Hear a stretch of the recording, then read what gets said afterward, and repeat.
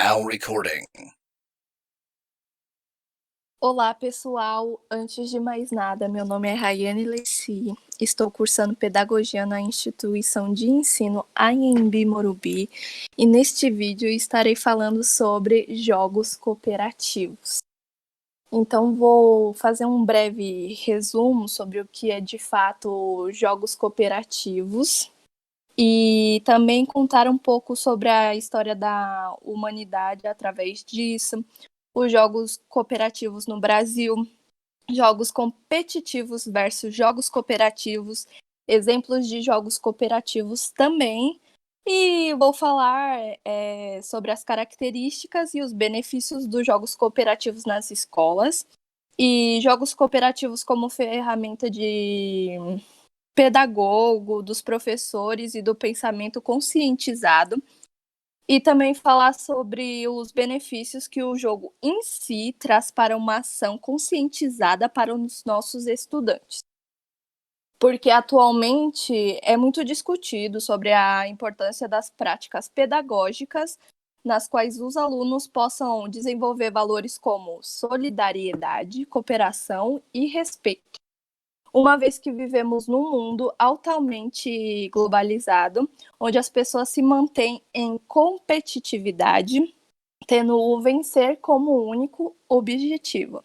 Então, os jogos cooperativos podem auxiliar na mudança deste pensamento, né? Então, começando sobre jogos cooperativos na história da humanidade, segundo Reinaldo Soller, os jogos cooperativos sempre existiram, consciente ou inconscientemente. A competição ganhou ênfase na sociedade moderna quando a riqueza passou a ser controlada apenas por alguns e estes tinham poder sobre os outros. Ainda segundo esse autor, na organização social anteriormente ao surgimento da distribuição do poder, os homens eram eminentes cooperativamente, né? Dividiam mais e não existia quem fosse mais ou menos importante. E talvez os argumentos de Soller sejam por demais romantizados. Mas o fato é que há outras culturas que lidam com essa questão da competição e da cooperação de modo diferente ao da sociedade capitalista. Neste sentido, podemos dizer que os jogos dos índios canelas são meramente ilustrativos. O objetivo principal é a confraternização entre os povos indígenas dessas diversas regiões do país, onde sabemos que é um evento cultural e esportivo em que as tribos possuem a oportunidade de apresentar em sua organização, produção e história, como também trocar experiências com o grupo adversário sem grandes preocupações com o resultado e sim com a celebração entre eles. Nos jogos dos povos indígenas são realizados canoagem, arco e flecha, lutas, danças, pinturas e competições como a corrida de toras, que também é uma corrida em que os índios se revezam para transportar um tronco denominado tora até o local predominado. Então, essa corrida precisa da cooperação de vários corredores, pois o tronco é muito pesado, né, para ser levado só por um. Então, é um longo trajeto a ser percorrido. Agora, irei falar sobre jogos cooperativos no Brasil. Então, várias literaturas indicam Fábio Otuzzi Broto como principal referência sobre os jogos cooperativos no Brasil. Ele e sua esposa Gisela Sartori Franco, que criaram em 1992 o projeto Cooperação, destinado à difusão dos jogos cooperativos através de palestras, oficinas e eventos, também publicações e produção de matérias didáticas. Broto publicou em 1995 o livro Jogos Cooperativos. Se o importante é competir, o fundamento é cooperar, que serviu de referência para vários pesquisadores brasileiros.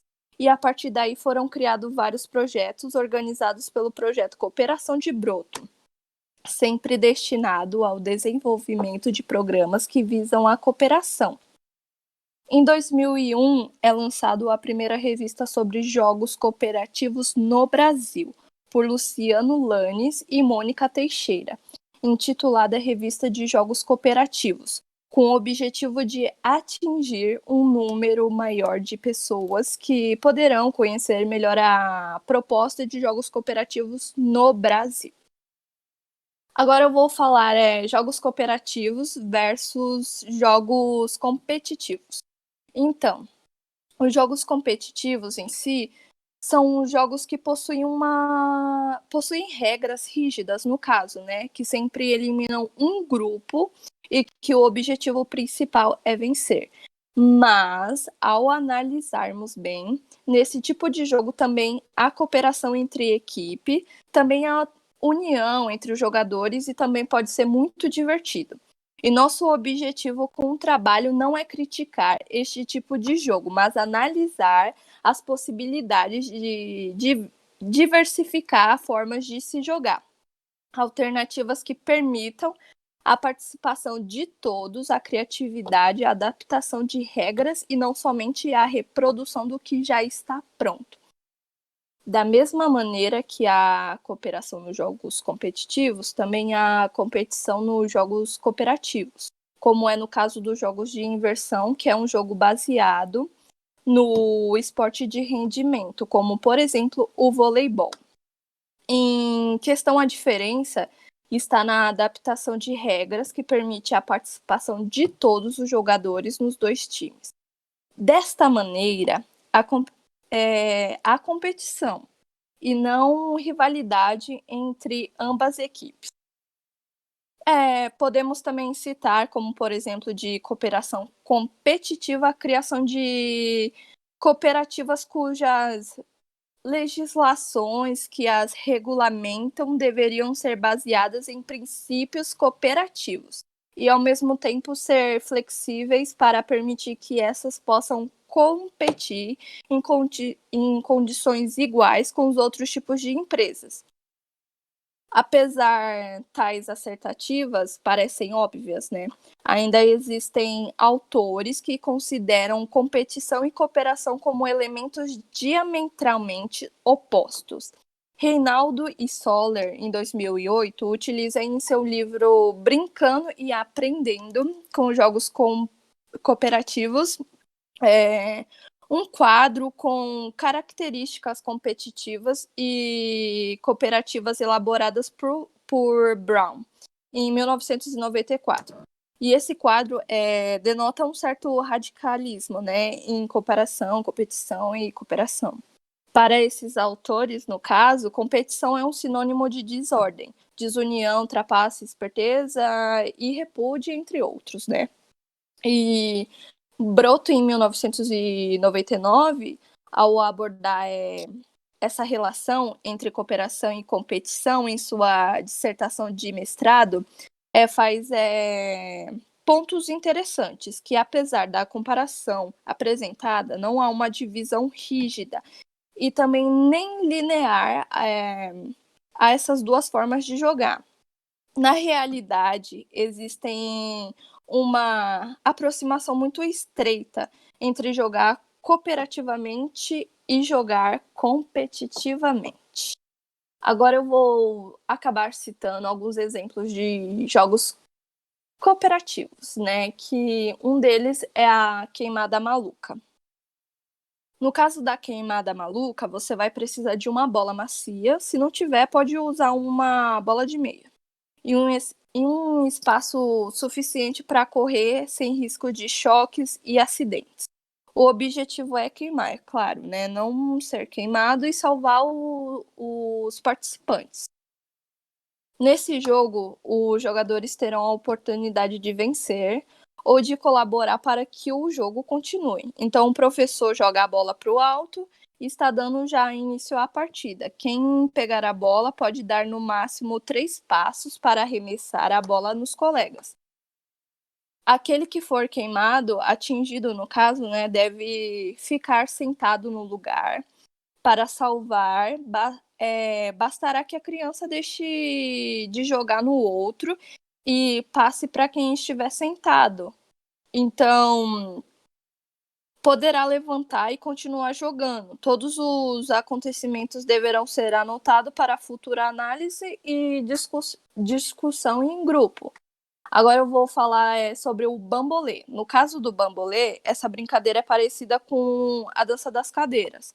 Só que ninguém sai da cadeira. Para começar, distribua os bambolês no chão, um a menos que o número de participantes.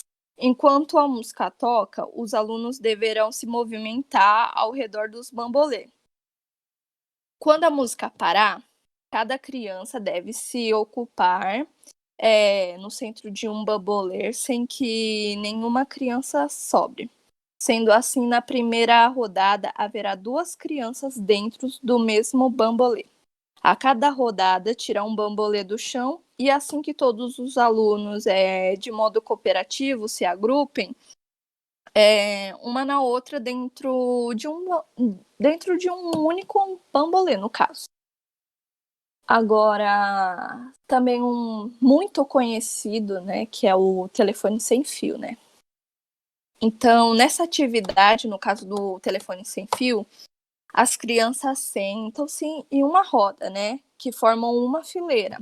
A primeira criança deverá dizer uma frase no ouvido da outra que está do seu lado.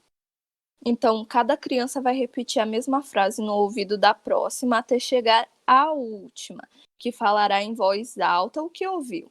A graça da brincadeira é perceber como a frase ficou diferente da que era originalmente, o que trabalha a concentração, a memória e também sua criatividade. Outro também que é muito famoso é o nó humano. O nó humano, os alunos precisam dar as mãos para os colegas, entrelaçando os dedos. E, entretanto, há algumas regras, né, que o aluno não pode dar a mão para o outro que está do seu lado e também não pode segurar as 2 mãos do mesmo colega. A brincadeira chega ao fim quando todos os alunos formam um círculo sem soltar as mãos. Apesar de um pouco complicado de ser feito, esse jogo obriga os estudantes a cooperarem entre si e a coordenarem de forma espontânea o seu espaço físico. Agora, uma brincadeira muito utilizada, né, no caso, é a contação de história coletiva. É bem apropriada para todas as idades, no caso. Não apenas para crianças menores, a contação de história coletiva funciona da seguinte maneira: os estudantes sentam em uma roda e de uma forma em que todos consigam se ver, no caso. O professor começa a contar uma história com início simples, como era uma vez em um reino distante. A tarefa das crianças será continuar a história, cada um por vez, né? A turma pode decidir um limite de palavras ou de tempo para cada um contar, né, um trecho da sua história.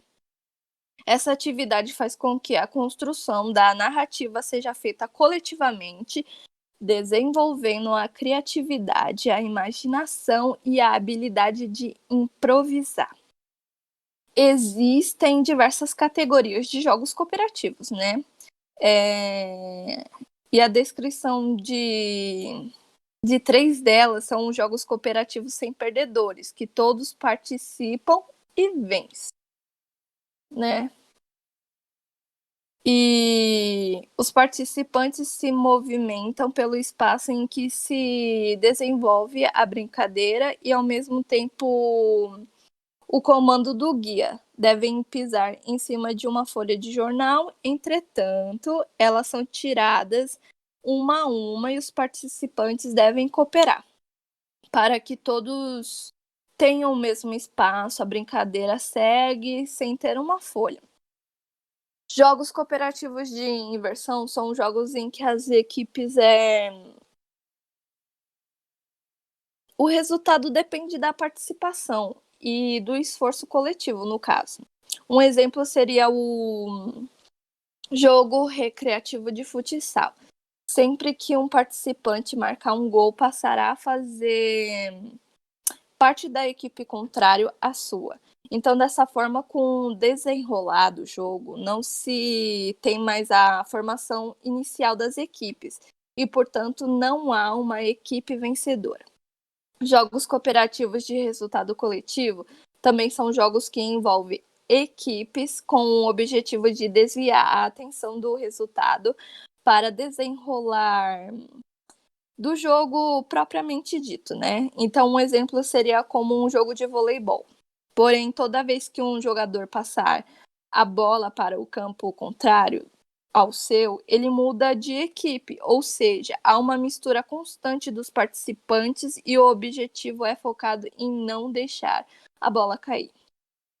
Agora eu vou falar sobre características e benefícios